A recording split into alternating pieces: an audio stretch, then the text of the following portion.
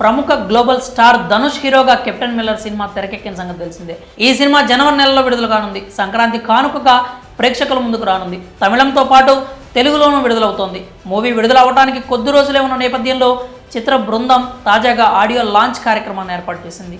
చెన్నైలోని నెహ్రూ స్టేడియంలో ఈ కార్యక్రమం జరిగింది. ధనుష్ అభిమానులు పెద్ద ఎత్తున ఈ కార్యక్రమానికి హాజరయ్యారు.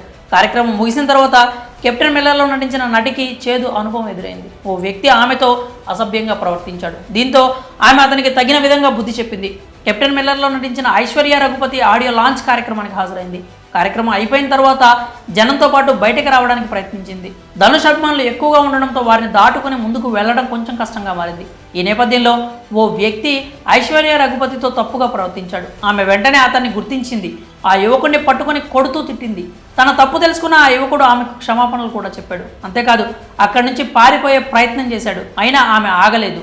తీవ్రంగా ఫైర్ అయింది. కొంచెం సేపటి తర్వాత ఆ యువకుడు అక్కడి నుంచి వెళ్ళిపోయాడు. ప్రస్తుతం ఇందుకు సంబంధించిన వీడియో ఒకటి సోషల్ మీడియాలో వైరల్గా మారింది. ఆ వీడియోలో ఐశ్వర్య రఘుపతి యువకుడిని తిట్టడం స్పష్టంగా కనిపిస్తోంది. ఇక ఈ వీడియోపై స్పందిస్తున్న నెటిజన్లు ఈ మధ్యకాలంలో ఇలాంటి వాళ్ళు బాగా ఎక్కువయ్యారు. వీళ్ళను ఊరికే వదిలేయకూడదు. ఐశ్వర్య రఘుపతి మంచి పని చేశారు, ఇంకా 4 తగిలించాల్సింది.